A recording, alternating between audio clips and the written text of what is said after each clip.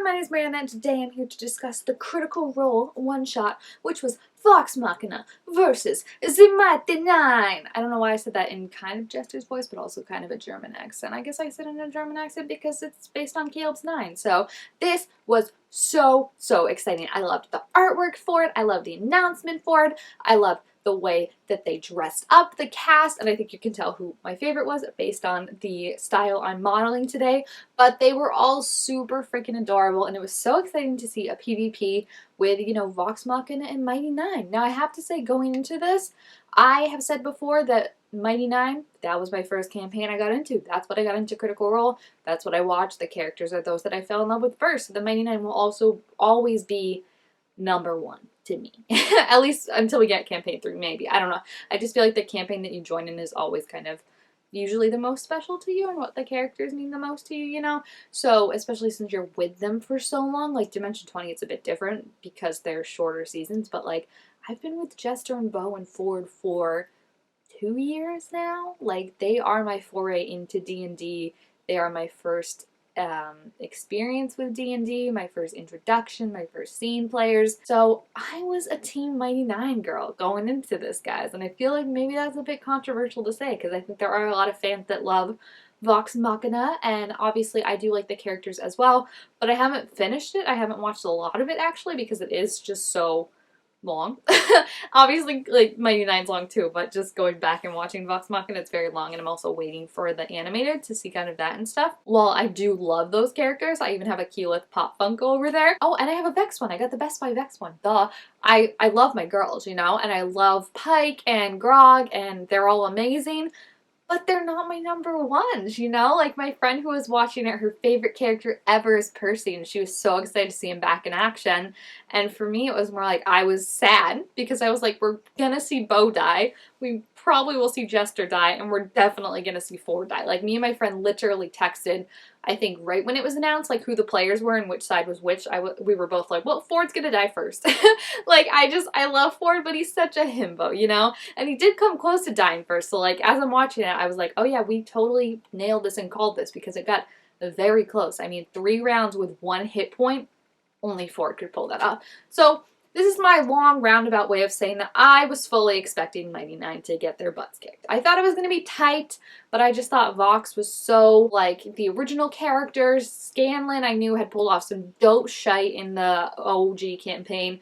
Vax, my friend, constantly hypes him up with how unstoppable and impossible he is as a rogue, and his stealth and everything, his dagger is just amazing. And I was like, there's no way. I love Bo, I love Jester, I love Ford, but to me none of their spells rival what the other 3, and then Adam Percy, when they do get him, can do. I'm just like, I'm sad, but I just don't see it. I watched in one go, I watched like 2.5 hours, so just about the halfway point is when I went to bed.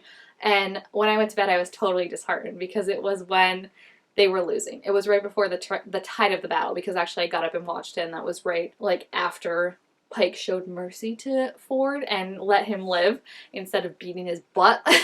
So I was really disappointed going to bed. I was like, this is so hard to watch. Like, the Mighty Nein just doesn't stand a chance. Like, this is exactly what I thought it was going to be. Vax is, like, impossible to catch. Every hit that you have is with disadvantage on him, so how can you possibly hit him?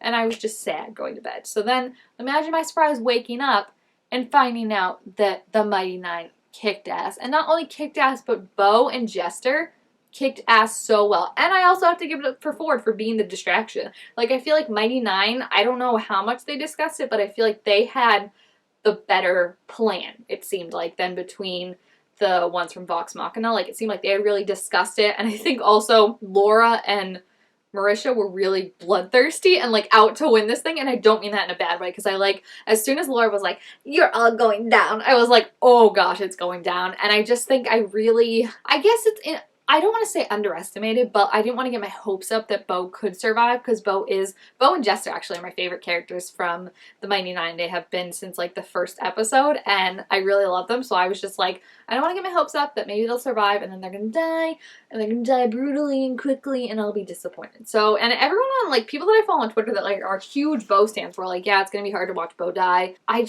don't know. Again, I don't want to say underestimate, but maybe people do underestimate Bo, because she abso-freaking-lutely absolutely dominated, guys. And their plan was so good. I saw someone lay it out pretty easily on Twitter maybe, or in the Twitch chat, where it's basically like Ford was the distraction and the muscle in a way. Like they sent him out to kind of distract everyone while Marisha could sneak around and take people out like Pop Pop. And then Jester was also kind of doing her thing where she had her duplicate, obviously, so that helped a lot. But she was also able to kind of like do a spell and then go hide.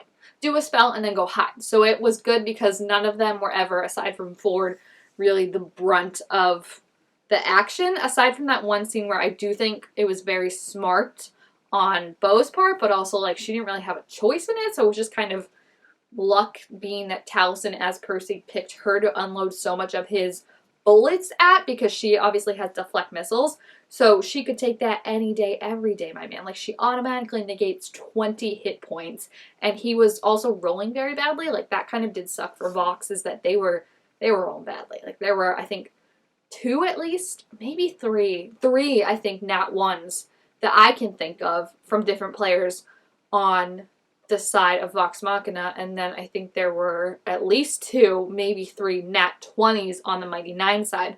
Travis says Ford got one at the end when he was trying to kill Pike, I think, or like she was dead and he was trying to deliver the final blow, and then Marisha got one when she was delivering the final blow to Vax. So that was really interesting. Everyone gives Marissa so much shite, so that's why I was actually happy to see her like dominate and destroy Vax of all people, because yes, they are very evenly matched, and I think Stunning Strike obviously helped her a lot, and her and Matt both acknowledge that it's very broken for PvP. Like the fact that you can't do anything really once you're stunned, like you just have to sit there and take whatever comes to you, is sucky.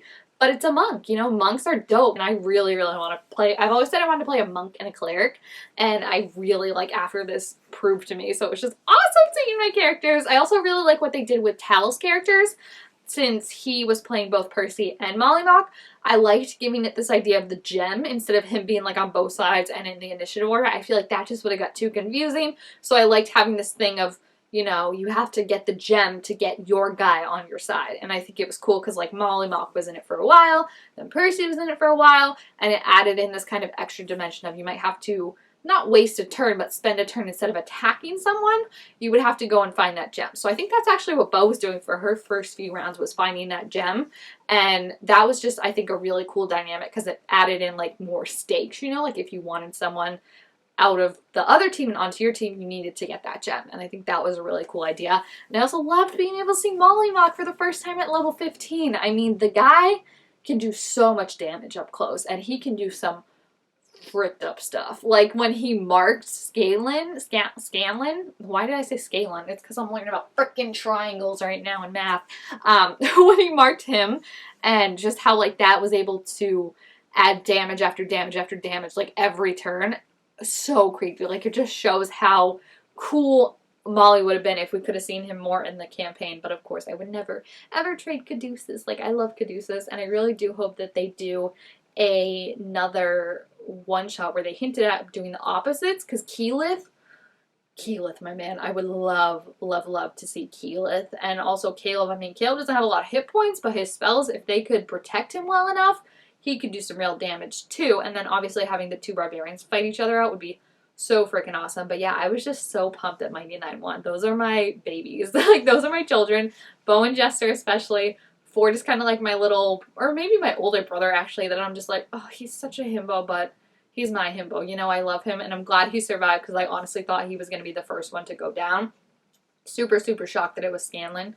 But again, like I said, Bo was just an unstoppable force. It was a combination of Vox rolling bad, Mighty Nein rolling amazing, and I also think Mighty Nein having a bit of a better plan from the get-go. I feel like Vox probably, it seemed from what I saw, they had like a somewhat plan, and then as soon as people started going down, the plan had to change, and they were kind of relying on rolls, which sucks because then the rolls weren't like, Taliesin has never rolled that bad before. They were all saying they were shocked how bad he was rolling as Percy. But I think it was just like a combination of all that. But then just to see Mighty Nein win was awesome. I felt like they were the underdogs. I felt like they were, you know, the ones that everyone, I feel like, was expecting Vox to win. So I was really, really excited that they won and that Bo got to show off how awesome she is. and Jester got to show off how awesome she was. I love Jester as the cleric did not heal basically till the end, right? Like all her spells were like damage stuff, and at the end she was like, oh yeah, I guess Ford, I can heal you after you've been at 1 hit point for a while. It's just so like so Jester, and I loved it. I think I would like to see a one shot where like they're working together. I think that would be cool, but also I've never seen a PvP before because the only other one that was supposed to be was Escape from the Bloodkeep on Dimension 20, and then that turned into Found Family, which I do not begrudge at all, but seeing a PvP is really cool. And I know that people were saying like 5e, people have said before, is not built for PvPs. Like it's just some of the characters are, you just can't put them against each other. Like a monk with Stunning and Strike is, as long as they roll well, is going to be pretty much like an unstoppable force. I feel like had, you know, maybe someone else focused on Bow instead of Percy with his deflect missiles, or if they had not all focused on Ford at the beginning and maybe gone for Jester